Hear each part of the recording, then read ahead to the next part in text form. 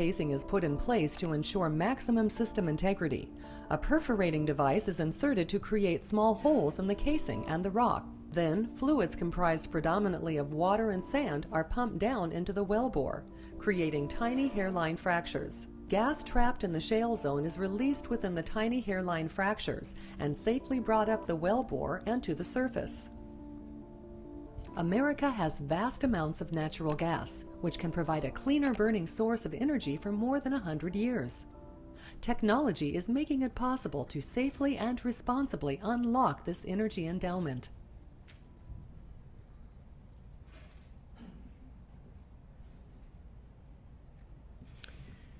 To give you an example of effect of fracking, United States used to be an importer of natural gas 2 years ago. Today, United States is largest producer of natural gas and exporter of natural gas in the world. Several months ago, United States crude production exceeded Saudi Arabian oil production at 9.3 million barrels a day. This has been achieved through the fracking process. The second more commonly asked question is, where the oil price is going to go? Before I attempt to answer this question, let me help you understand my qualification that were not mentioned in the introduction. I'm not a petroleum engineer, nor am I an economist. Before I arrived in the United States, my education was in England in the field of hotel management and catering. Ladies and gentlemen, I'm a bona fide chef.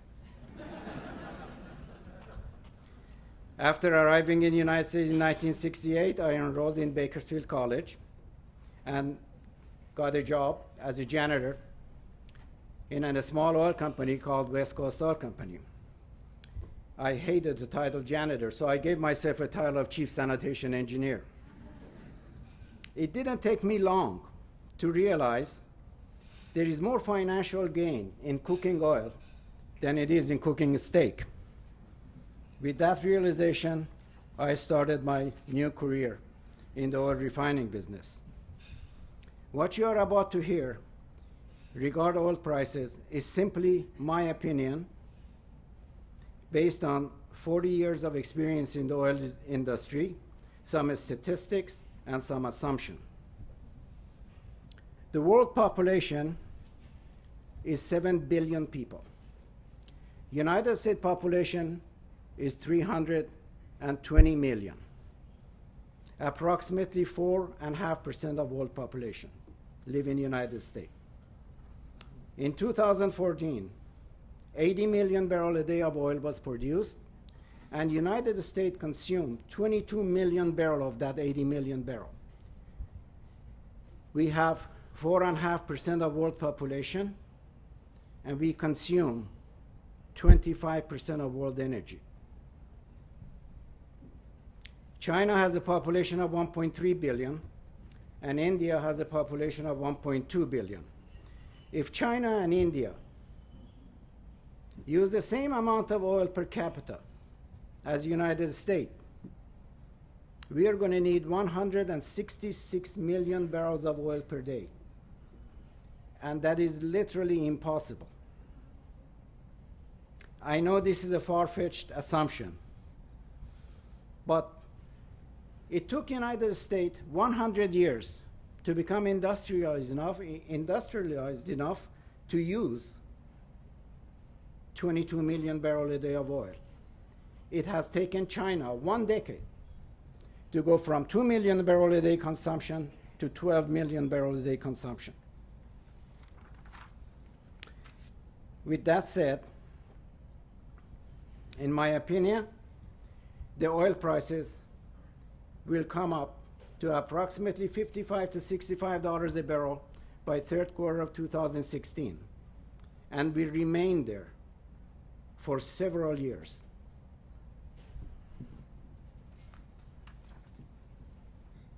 The third question that I'm most commonly asked is regarding the relationship between the mineral owner of a land and the surface owner of the same land, and how that land is utilized. Historically, there has been a dispute between the land and mineral owners. This dispute has been settled either through negotiation, mediation, or in a court of law. Recently, several lawsuits was filed against the oil companies, the state of California, Regional Water Quality Control Board, and California Air Resources Board, claiming inappropriate use of land and contamination of the water table. In my opinion, these lawsuits will remain in a court of law for the next 10 to 15 years at a tremendous cost to all the parties. I wish you could have met my father. He was a very wise man. When he was 12 years old, he had a job carrying manure on the back of donkeys from one village to another to sell. While en route, he would look at dictionaries, and by the age of 15, without any formal education, he could speak 4 languages. Later on in life, he contracted malaria. His medication was given to him to reduce the chills associated with malaria. This medication is commonly known as vodka. As he grew and overcome the malaria, he didn't stop taking his medication. He became quite fond of it and enjoyed it till the day he passed on. On occasion, he would exceed the recommended dosage. And at that point, he would become very philosophical. Before I go to England to further my education, he gave me some advice which I hold true to this day. One evening, he took me outside to the backyard, and he had placed a pick, a saw, and a piece of wood on the ground. And he asked me to use the pick to dig a hole. I told myself, the old man has overdosed. But I obliged him, and I started digging. After the few strikes, he stood directly in front of me and said, "Now tell me, where is the dirt that you have dug up?" I noticed all the dirt was in front of me. Then he asked me to use the saw and cut the wood. Again, directly he stood in front of me and asked me, "Where is the sawdust?" I noticed the sawdust was on both sides. He said, "Son, if you measure the sawdust, 2/3 of the sawdust is in front of you, and 1/3 is in front of me." In business, always be like a saw and not the pick. Make sure your partners profit also, and you're assured of having partners for many years to come. Now getting back to the problem with the oil industry, farming, and development of the same land.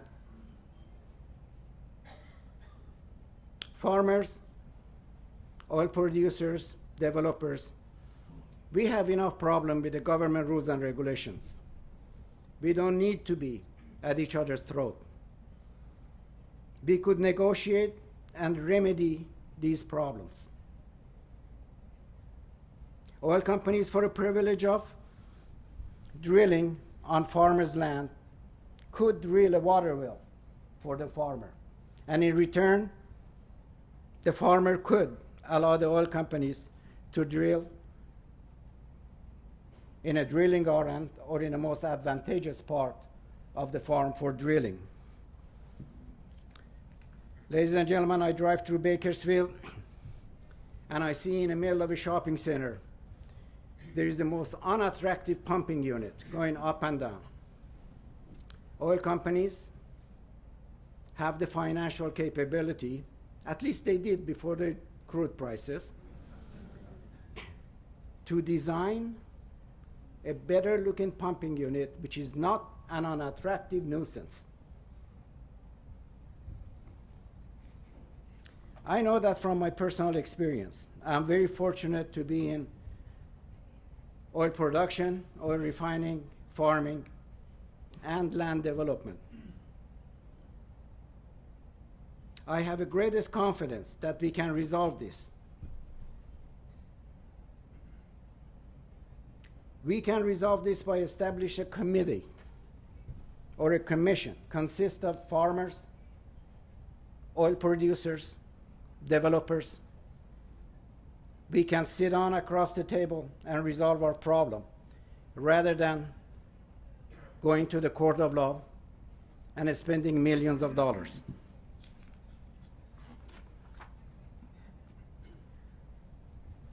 During my life, my exceptionally interesting life, I have lived in several countries and hitchhiked through Europe twice. I have never found a country as good as this to live in. I'm very fortunate to have come to this country in 1968, have a wonderful family and great friends. There would only be one thing that I would change if I could about the greatness of this country. And that I would ask the federal government to mark the fish in the river. So people like me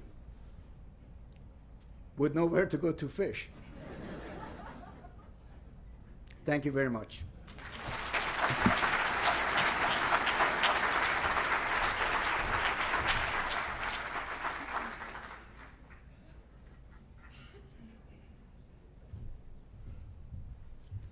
So we're down to our second to last speaker. We have, talking about office real estate, David Williams, the Senior Vice President and Principal of Central California Colliers International. Mr. Williams is a Bakersfield native and a graduate of California State University, Bakersfield. He began his career with Charles Tingey Associates, which is now Colliers International, in 1985, specializing in office properties. In his 30-year career, Mr. Williams has completed over 1,200 lease and sale transactions totaling over 7 million square feet with a total transaction value of over $625 million. Mr. Williams is an active member of the Society of Industrial and Office Realtors and has won numerous production awards both regionally and nationally. Mr. David Williams.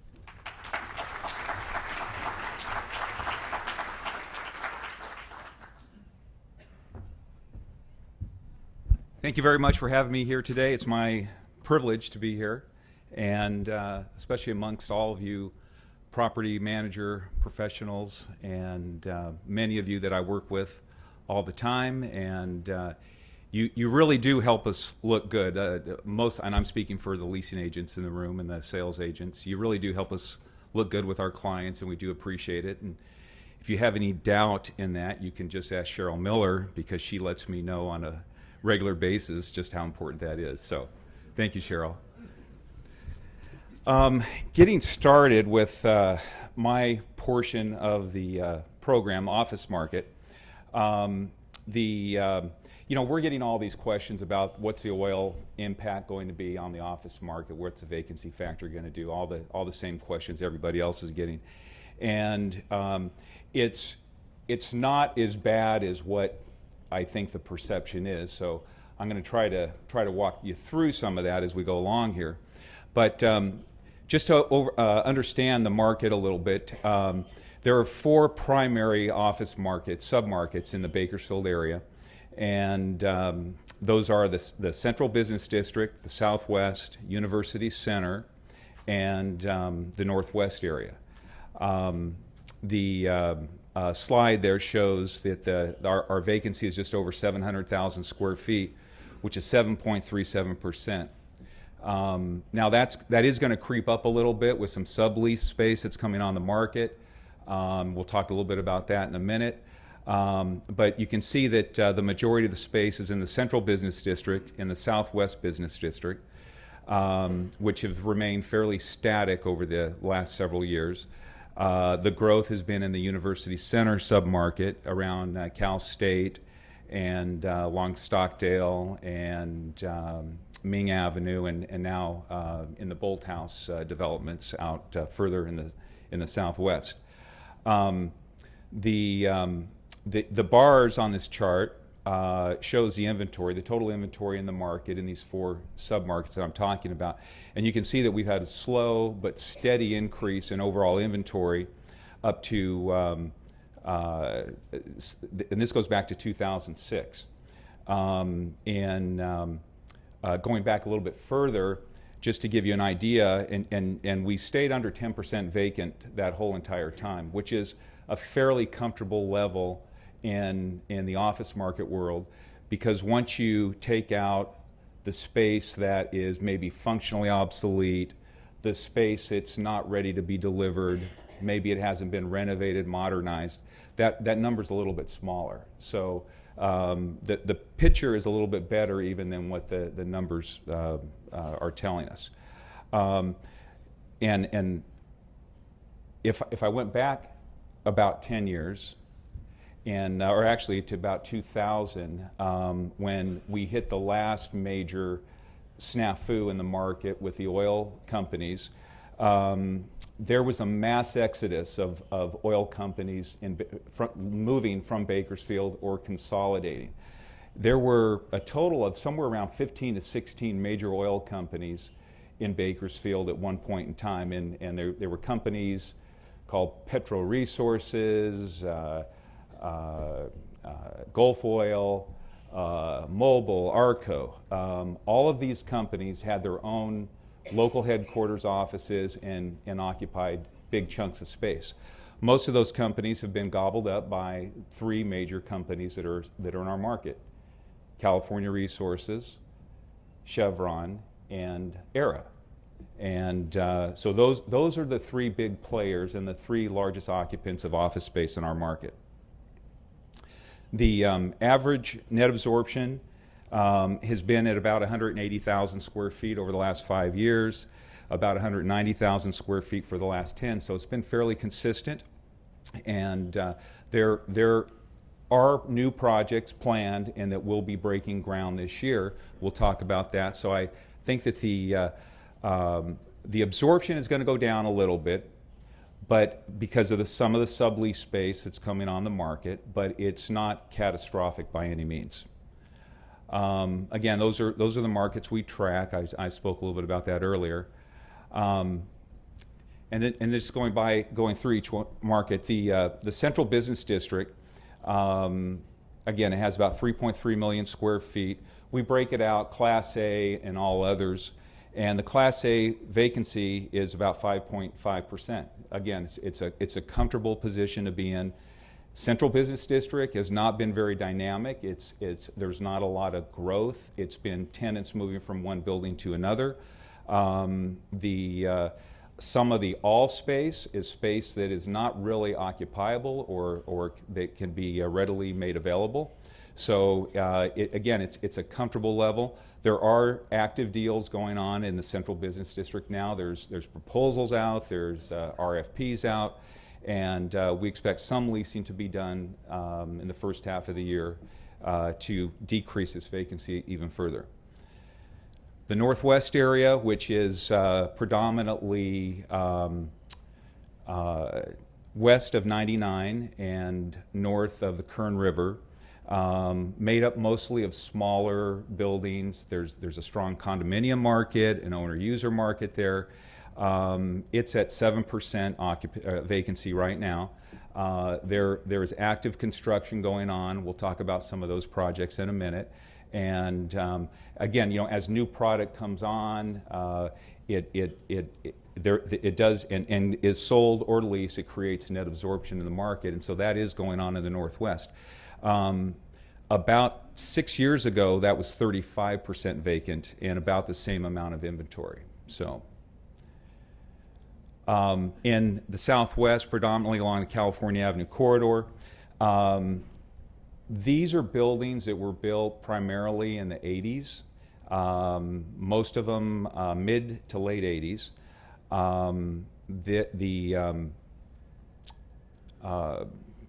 The question I get a lot is, why is one building leasing up and another one isn't? And it's really because these buildings, a lot of them were built to lease and not built to last.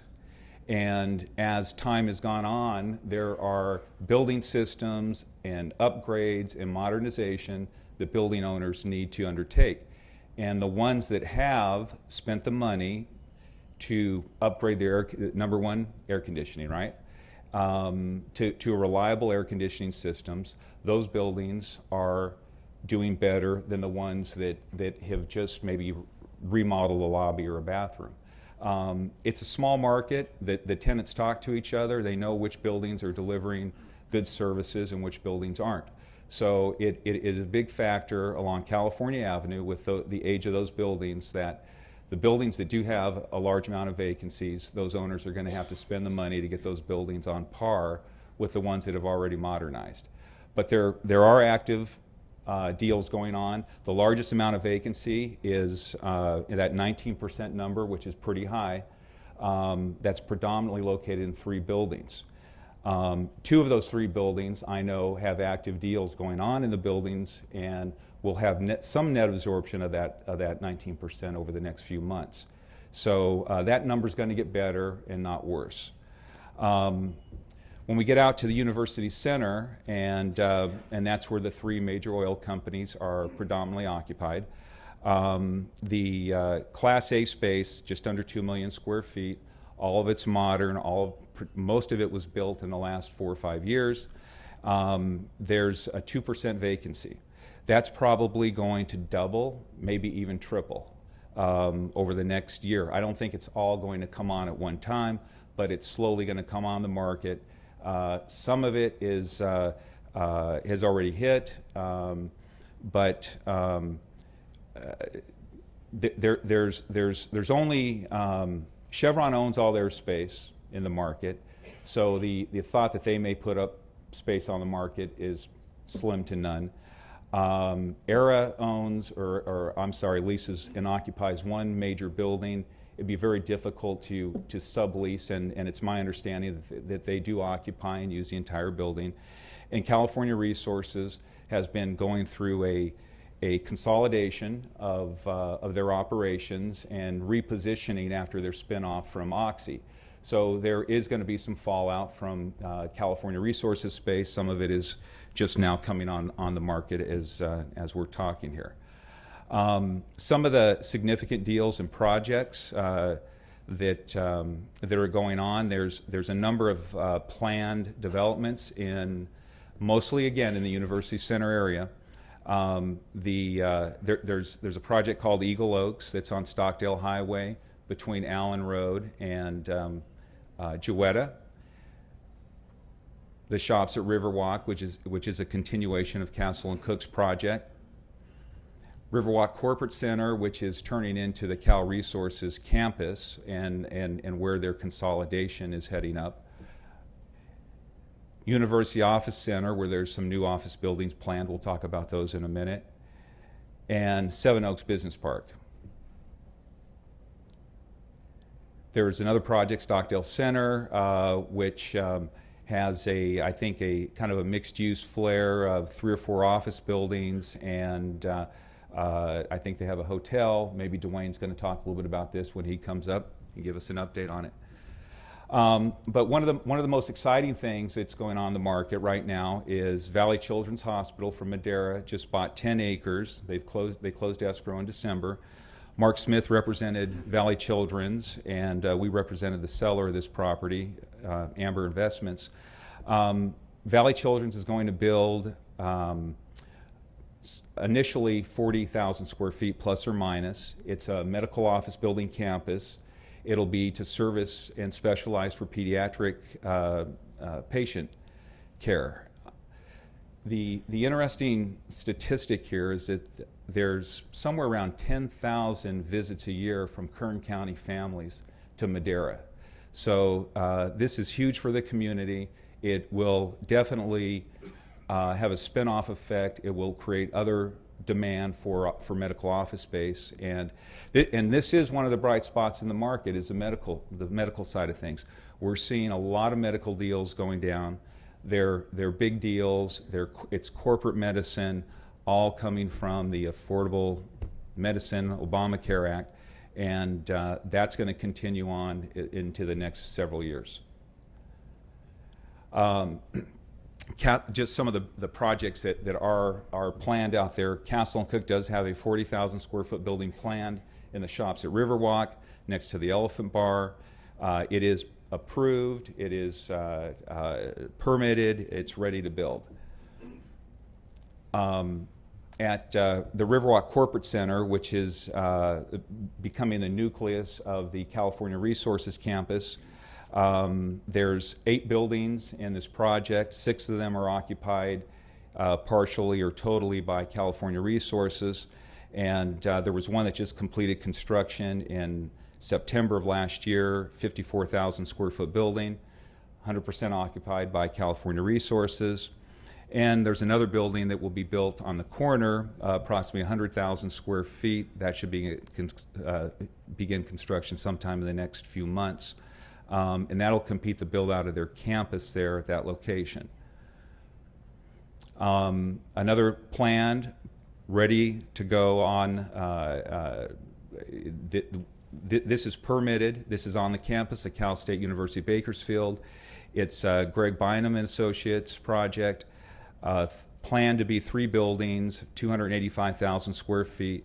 The first phase is 60,000 square feet, 3-story building. This is designed to be either LEED, gold, or silver, sustainable materials, conservation in water, energy usage. The building was designed to utilize sunlight and be less dependent on electrical use. It's an exciting project. We're in the pre-leasing phase of it now, and we're hoping to get underway with that sometime in the near future. At Seven Oaks Business Park, there's a 27,000 square foot building that's under construction. I believe it should be finished by the second quarter of this year. I'm not aware of any leases that have been done in the building yet, but it is available. It's available for lease or for sale, and there does seem to be strong demand for owner-user buildings out there, and that's probably why they opted to put it up for sale and lease. There's also a 13,000 square foot surgery center for sale in this project, and this has been one of the growing projects, developments. I think one of the reasons why it's been so popular is because it does cater to it has been catering to an owner-user buyer group in there with Kern Schools and Houch and Blood Bank and some of the other smaller uses that are in the project. Another project that is growing and expanding is Crown Point. It's a Ron Froelich development. There's 3 buildings under construction now, 27,000 square feet total. Roughly 20,000 square feet is committed, about 8,000 square feet is still available. We're looking to kick off the next phase of that building, 22,000 square feet, probably by the middle or third quarter of this year. A few other significant leases in the market. Dignity Health leased 20,000 square feet on campus at Mercy Southwest Hospital. I believe this is an orthopedic use, ran and operated by Dignity. Again, it's one of those big corporate medicine deals that seem to be expanding and growing in the market. Kern Medical Center leased 18,000 square feet at 9300 Stockdale. Kern Medical, they are looking to expand and find different ways to deliver services, and you'll probably see them pop up in different places around town. The state of California leased 22,000 square feet in Gosford Business Park on Scobie. And in addition to this deal, next door to the building, they converted a 20,000 square foot office warehouse building to an office building. So the government is spending money. I think we saw one of the slides there earlier. They have been one of the most active tenants and acquisitioners of office space in our market, and probably will continue to be doing more deals.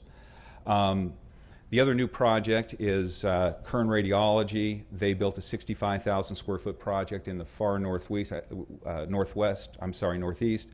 I think they're calling it Rio Bravo Medical. And the first phase is they've moved some tenants into the building. It's in partially owner occupied. They'll have a surgery center, an urgent care, imaging center, oncology, and a variety of different medical uses in the building. They have 3 other buildings planned and that I think are partially committed, but they have not announced who the tenants or occupants are.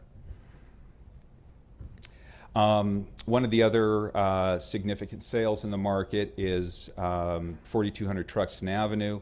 Cushman & Wakefield sold this earlier this year to a local investor.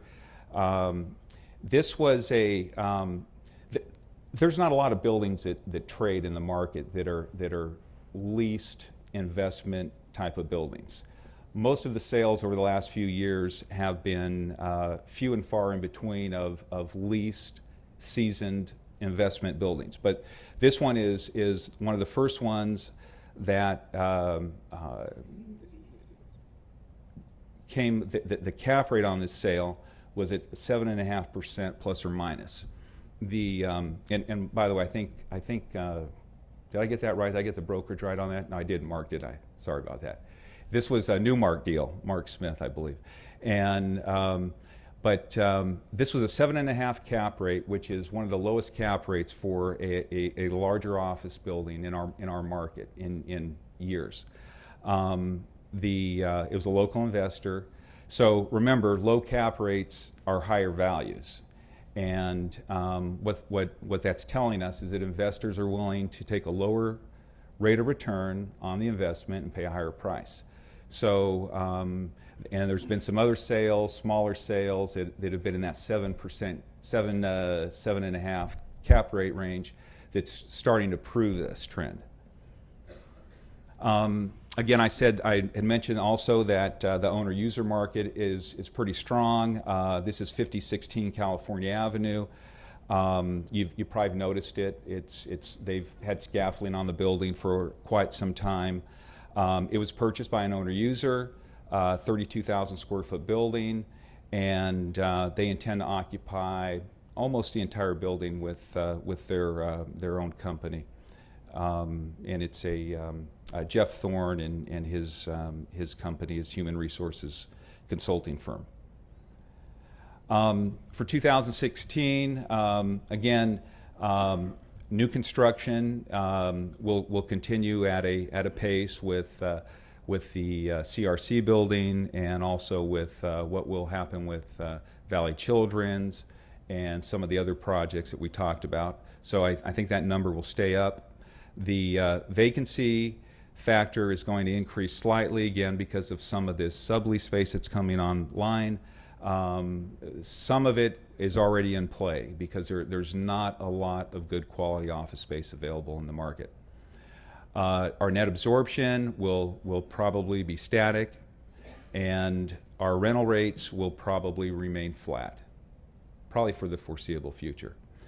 Sublease availability is going to be on the increase, like I mentioned earlier. But I think that one of the themes about this oil prices and the economy is that it seems like we're always on the opposite trend of the rest of the country, and listening to different speakers and economists and different things that we're involved with, it seems like our neighbors to the south are doing well. The job growth is there, which is going to increase all the cost of living in Los Angeles or in these other areas. I think it gives us an opportunity to attract new business to our market, because in the past, when some of those Southern California markets were overheated, some of that business came over the hill, and we were the recipient of it, mostly in the industrial sector, but some in the office. So I think that maybe be the silver lining. So thank you very much for having me today. I appreciate it very much.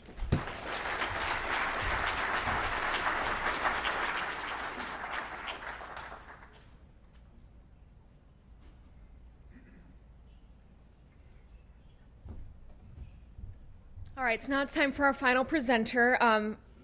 Arguably one of the most entertaining. Mr. Dwayne Keithley began his career at the accounting firm of Price Waterhouse and is a certified public accountant. Mr. Keithley began his commercial real estate career with CBRE and has over 30 years of experience in retail services.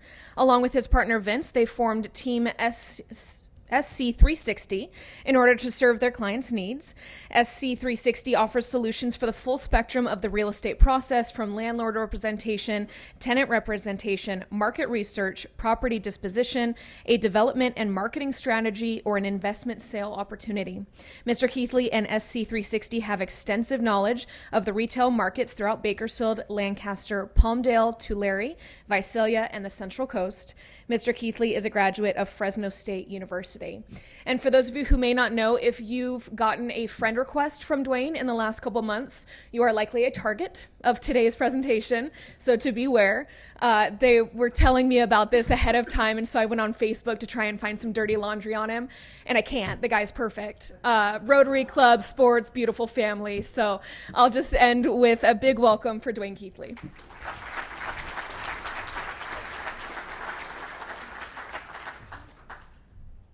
Oh, thanks, Elena. Perfect, huh? You haven't been talking to my wife. Well, thank you all for sticking around. It's good to be back. When Stacy Vergano called me and asked me if I would do this, I said, well, yeah, Stacy, I'll do it, but you told me last year you wanted somebody else to do retail. And she said, well, Dwayne, I did, but I called everybody, nobody else would do it, so you're all I got. So anyway, I guess it's good to be wanted. And yesterday afternoon, I got a call from David Williams, and he said, hey, Dwayne, how's your speech coming? I said, well, it's coming fine, David, but I'm number 8 speakers, dead stinking last. I said, do you think anybody's going to be paying attention to me? And he said, well, no, Dwayne, but that's got nothing to do with the fact that you're number 8. So anyway. All right, let's get on to this retail stuff. So here we go, the Bakersfield Retail Market 2016. This is what I'm going to cover this morning. The market research, the real exciting stuff. Take your hats off. What's still vacant? What's getting built? Albertsons and Hagen Foods. What the heck happened here? What just opened or is going to open soon? And finally, what's next? So here's the market data that you've all been waiting to hear. I recommend you might want to intake some caffeine here if you're going to stay awake through this. In terms of square footage, how big is the Bakersfield retail market? Well, it's 14.1 million square feet, and that's comprised of 170 retail properties. Now, that includes the Valley Plaza, which is 1.15 million, and the East Hills Mall, which is about 415,000 square feet. If we take those out, how much do we have? Right at 12.7 million square feet of retail space.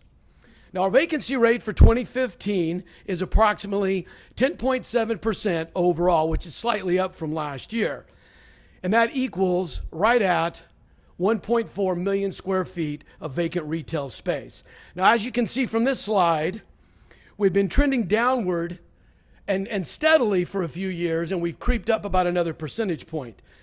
The increase in vacancies primarily due to 2 former Vaughn stores which have closed and some new construction, and we've finally seen some speculative retail space built. Much of this vacancy, though, is housed in several large buildings, and those buildings are in place, so I expect this to go down in the next year. As you may have heard before, we break our quadrant or our market, our retail market down, much like the office department does, into quadrants. The Southwest is by far our largest retail quadrant, and as you can see here, it's about 5.5 million square feet with 74 total properties a 10% vacancy factor, and about 550,000 square feet of vacant space.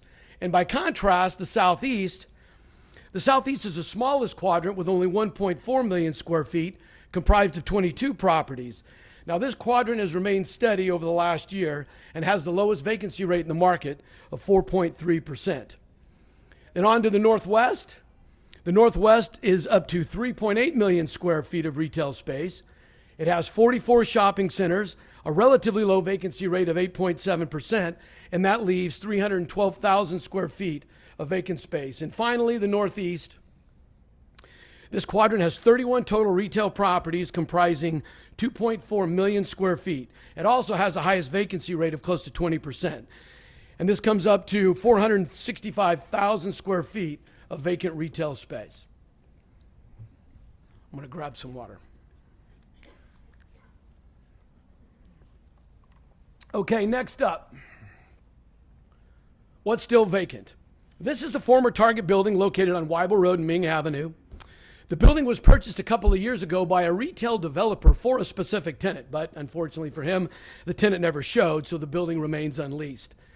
The building has had some recent interest, but not from retailers, so don't be surprised to see the use changed to either office or medical. Its current configuration and low ceiling height make it difficult for retailers these days. It's about 104,000 square feet. On California Avenue, next to Barnes & Noble, is the former CompUSA space. This building is 25,000 square feet and has been vacant for a number of years. But a lot has happened in this submarket along California Avenue, and this space currently has 2 letters of intent pending, so I expect to see an announcement soon that this building's been leased. The former Save-Mart supermarket building on Rosedale and Callaway, which is approximately 45,000 square feet, is still vacant. But this shopping center has a new owner, and it's undergoing a complete remodel. Like the former CompUSA building, this major tenant space currently has interest from retailers, and I expect it to lease this year as well. The East Hills Mall is still mostly vacant. There's been interest from retailers and retail developers, which contemplate a complete redesign and rehab of the mall. Hopefully 2016 will bring some news on this. There are many opinions out there about what should happen here. One of the most interesting ideas for the mall comes from local real estate visionary and property manager Ray Carpy. Carpy looked at this and said, what is missing in Bakersfield and on the east side? And he said the east side needs something. We already have the weed patch. Why can't we have the stud patch? And this, ladies and gentlemen, could be the largest male review in the United States. And last but not least, on the major vacancy side, there remains 40,000 square feet of space available at 3200 Buck Owens Boulevard, at least for now. This freshly redeveloped building is now home to Rush Air Sports and the new Timber Brewing Company. With these co-tenants, its freeway visibility, this space has received a lot of attention from many different types of users. I speak frequently with owner Greg Bynum about the marketing of the space and what would be the best co-tenancy given the 2 tenants that exist. To be honest, I have been at somewhat of a loss. But Greg has reassured me and suggested that I could benefit more by thinking outside the box, to have a more liberal and creative view like him, because things are not always as they seem. I guess so. Now looks at what's getting built. Looks like a young Wallace, Smith, and Cooper right there, doesn't it? This Rite Aid is under construction at the corner of Panama Lane and Old River. I'm sure all of you have heard Walgreens is buying Rite Aid for $17.2 billion. This deal will take Walgreens close to 13,000 stores nationwide, and their nearest competitor, CVS, only has 7,800. But this merger is yet to pass antitrust review, so we'll see what happens. Les Schwab Tires has added their 5th unit to the market and has plans for more. This is their newest unit on Buck Owens Boulevard next to Timler and Rush Air. These Schwab units are about 13,000 square feet in size. Castle & Cook is putting the final touches on the last phase at the shops at Riverwalk, adding Jared Jewelers, Vans, Pizza Rev, and Starbucks to a great tenant lineup that includes Nordstrom Rack, Sprouts, TJ Maxx, Bevmo, and Designer Shoe Warehouse to their latest phase. The Spectrum, located on 99 in Merle Haggard, is almost sold out. What you see here on this map in blue was just purchased last year by 2 local auto developers. The parcel in red is now under construction as a Marriott Fairfield. And to the north of Merle Haggard in green represents another auto dealer from out of the area, which is currently in escrow and expected to close soon. And the area in yellow was purchased by local developer Willie Reineveld, who has plans to develop this soon. And in the middle of the map, you'll see where it says Case. This dealership is under construction and expected to open in the next 90 days. And here's a couple of photos. There's the Holiday Inn Express that is open. That's a rendering of the Fairfield, which is soon to open. And that's the Case dealership, which is currently under construction. Local hotel developer Alfred Chang purchased this 9-acre site at Brimhall and Coffee Road last year. He has 3 hotels planned on the property, which you can see on the site plan. Now, Alfred has built a number of hotels in Bakersfield and has plans to start his first unit here soon. This site also has room for retail and restaurants. This is the new California Pavilion located on California Avenue. It's the former three-way Chevrolet site right across from Barnes & Noble. Owner Tim Louie has just finished his first phase and he's fully leased with some exciting new food uses, and I'll cover those here in just a few minutes. The River Lakes Galleria is a project being developed by one of our earlier speakers today, Momo Gibi. This 22-acre center is well on its way, and it includes the major retailers Walmart Neighborhood Market, In Shape Fitness Club, PetSmart, Chevron, and Les Schwab Tire Centers, just to name a few. Now, Mo has hired one of Bakersfield's top retail brokers, Scott Underhill. And Scott has reinvented himself just to lease this project.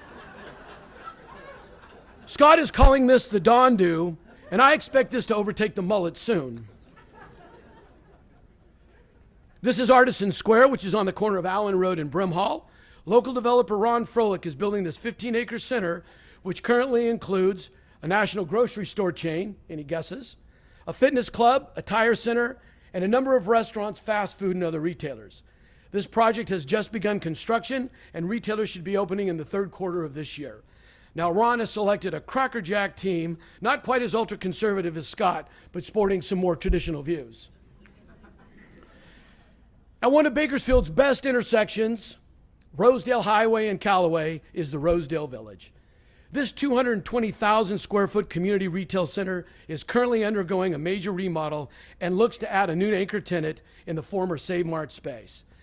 Today, the center is anchored by Smart and Final, Body Exchange, Dollar Tree, and Tractor Supply Company. And if you want to lease some space here, well, you're going to have to call one of these 2 cowboys. As you can see here, they're just a couple of loving, sensitive guys who want to help you out any way they can. Unfortunately, www.brokebackretail was already taken. Now, it's almost groundbreaking time for the Stockdale Center, located at the northeast corner of Stockdale Highway and Coffee Road. This proposed 275,000 square foot mixed-use development will begin its first phase shortly. Dave Williams spoke to that. The first phase will include a Hyatt Hotel, a new Sully's Market and fueling station, and a restaurant building with multiple options and outdoor dining. Expect construction to begin here in the next quarter. And a significant major retail development is planned at the interchange of Hosking and 99. The Bakersfield Gateway will be over 850,000 square feet of destination retail, entertainment, restaurant, and shops. The project is scheduled to be underway later this year, and a projected grand opening is late 2017. Expect to hear some major announcements very soon from exciting retailers and restaurants soon coming to Bakersfield. Well, on March 29th of last year, there was a grand opening. And October 21st, there was a grand closing. October 1st. Okay, Albertsons and Hagen Foods. What's the deal here? Early in 2015, Albertsons Safeway is required to sell 146 stores by the FTC. A small 18-store grocery chain out of Bellingham, Washington, agrees to buy all 146 units. That's like a 900% growth factor. Sound reasonable, AJ? Then they close Albertsons Vaughn's units, reopen after 48 hours as a new Hagen Foods store, don't really change much other than to raise prices, and then they close and file bankruptcy 6 months later.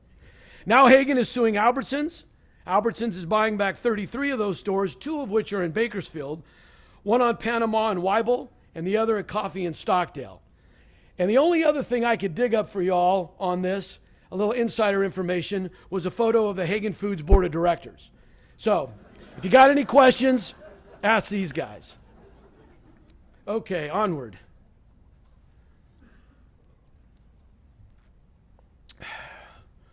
Who just opened or who will open soon? The Firestone Grill just opened a couple of weeks ago in the former Wavelengths building on California Avenue and Freeway 99.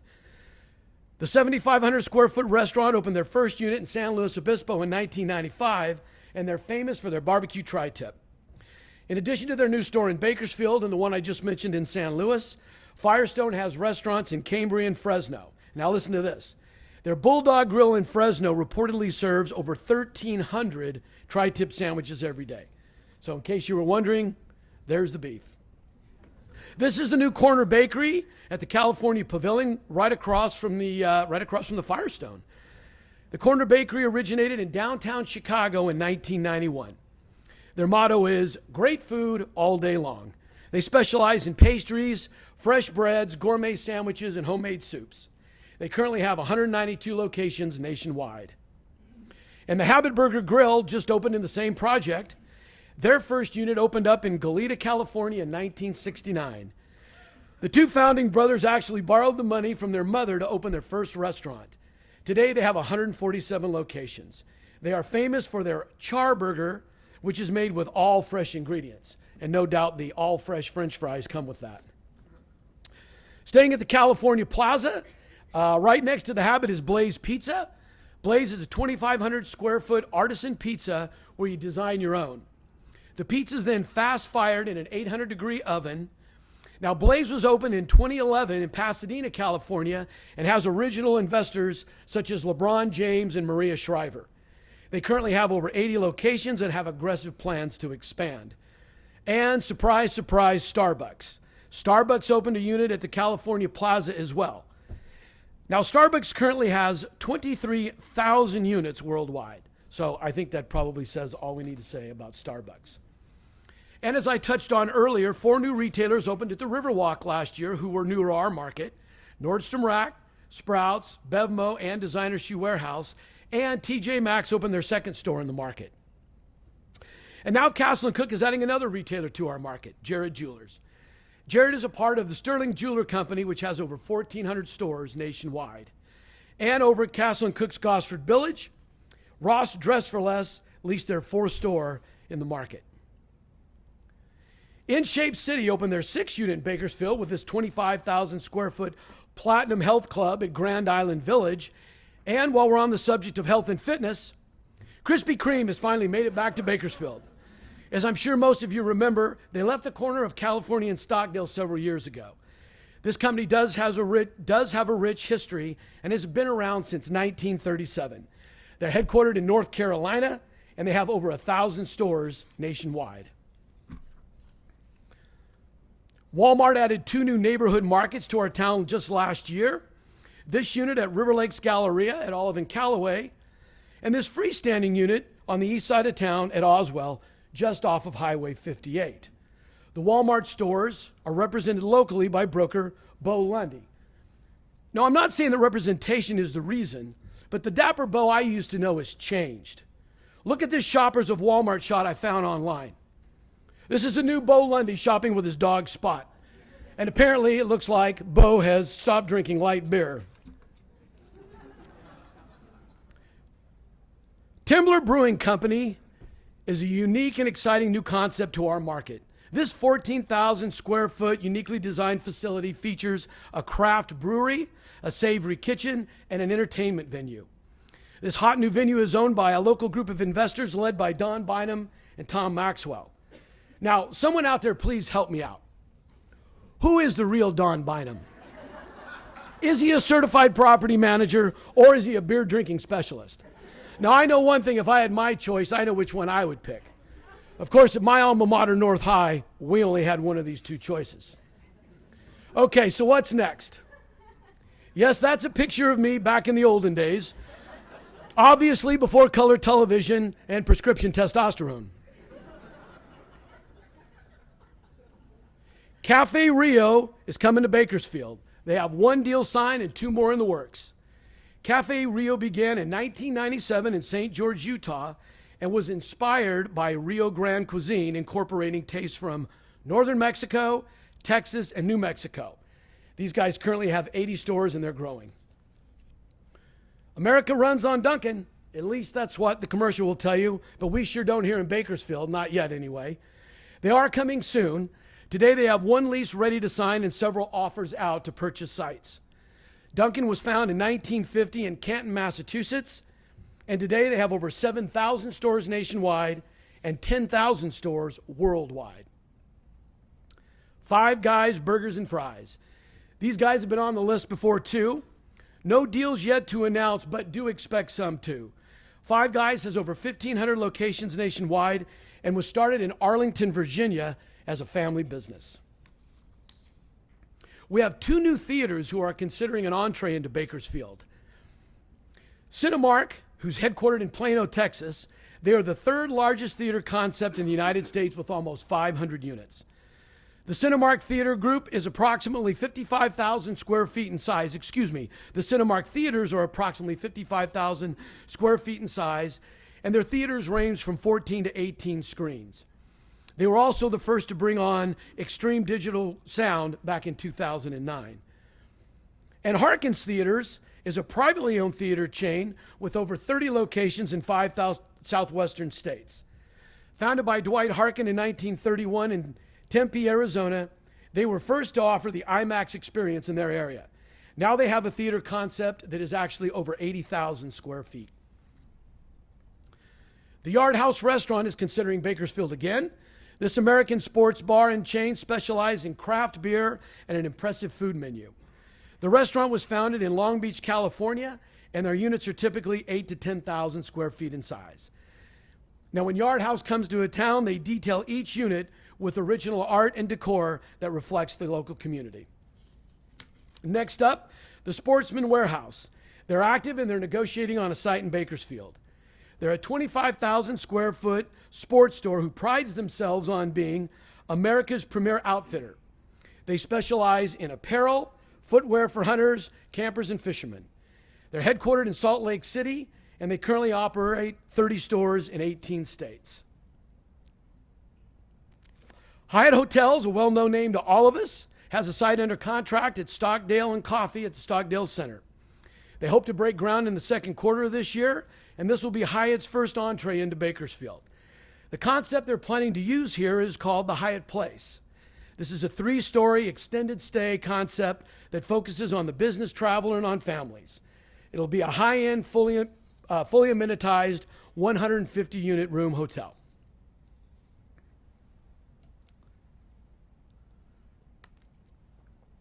Aldi is coming, and they have one location already in process. Now, Aldi is the leading discount grocery store chain in the world. They're headquartered out of Essen, Germany, and their stores are approximately 18,000 square feet in size. They currently have over 10,000 units in 18 countries, so expect to hear some more from these guys. Bass Pro Shops continues to consider Bakersfield for a Central Valley unit. No announcements yet. Bass Pro is considered to be America's leading hunting, fishing, camping, boating, and outdoor retailer. Owner Johnny Morris founded the store from humble beginnings back in Springfield, Missouri in 1971. Today, they have over 70 stores that range from 20,000 square feet up to their 535,000 square foot pyramid in Memphis, Tennessee. And here's a good deal to end with. The Hollywood Hustler store. Yes, they have secured a spot on Ming Avenue, just west of Freeway 99, right next to the lumber wood store. Now, I'm not actually sure what these guys do, but I do know that my high school football coach told me I should be a hustler. So I'm going to assume that it has some kind of a sports theme.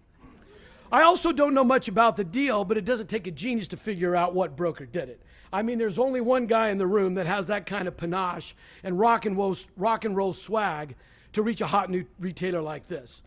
Within the brokerage community, we affectionately call him G-Tuck. And after today, I think we should all call him G-Tuck. Well, folks, that's it for me. Thank you again for having me. And I'm going to leave you with my motto for 2016. Stay strong, my friends.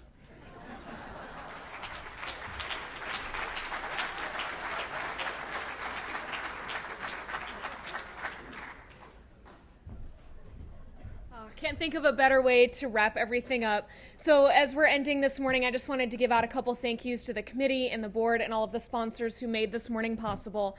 A huge thank you to all of our speakers, very entertaining and so knowledgeable, all of you.